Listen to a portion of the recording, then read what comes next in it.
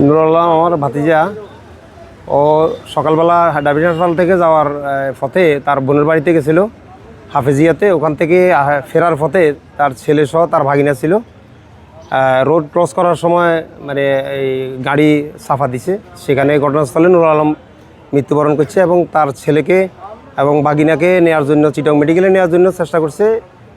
বারিহাট যাওয়ার পর তার ছেলেও মারা গেছে। বর্তমানে লাশ মর্গে আছে। এখানে আসার পরে ইমার্জেন্সিতে আলমবাড়ি তো আর পাইনি, ওনার ছেলেরা আর ভাগিনারা পাইছি।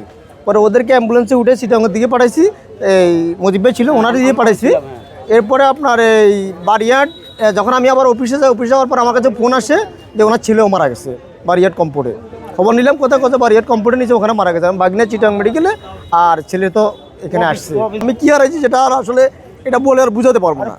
আমার কলিগ একসাথে আমার কাছ থেকে বিদায় নিয়ে গেছে সে, এবং সে বাইরে এসে আবার ভিতরে ঢুকছে। মানে ওই জিনিসটা আমি ফিল করতেছি বেশি। আমি 17 বছরের সাথে একসাথে ডিউটি করছি। সকালে আমার কাছে ফোন গেল, বললো যে আলম অনেক বাস অ্যাক্সিডেন্ট করছে, ওনার ছিল নাকি অসুস্থ, খুবই খারাপ। ফেনী সদর অঞ্চলে ওই আমাদের সভাপতি, অ্যাম্বুলেন্সের সভাপতি ফরিদে ফোন দিয়েছে, ভাইয়া এমনি এমনি আলম ভাই মারা গেছে, ও স্পট ডেট। তা আমরা সাথে একসাথে, আমার কলিগ 17 বছর প্রায় ওর সাথে একই বিছানা, একই সাথে খাওয়া দাওয়া, যেটা আসলে ভুলার মতো না। আজ সকাল 10 ঘটিকার সময় এই যে ফেনী সদর থানাধীন লেমুয়া হাফিজিয়া মাদ্রাসার সামনে একটা সড়ক দুর্ঘটনা ঘটে। নিউ দাউদকান্দি এক্সপ্রেস গাড়ি একটা চলন্ত মোটরসাইকেলে ধাক্কা দেয়। ঘটনাস্থলেই একজন লোক মারা যায় এবং দুইজন গুরুতর আহত।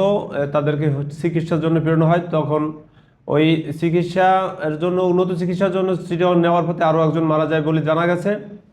আর এই যে যেই গাড়িটায় ধাক্কা দিয়েছে নিউ দাউদকান্দি এক্সপ্রেস গাড়িটি আটক আছে, আমাদের থানা হেফাজতে আছে।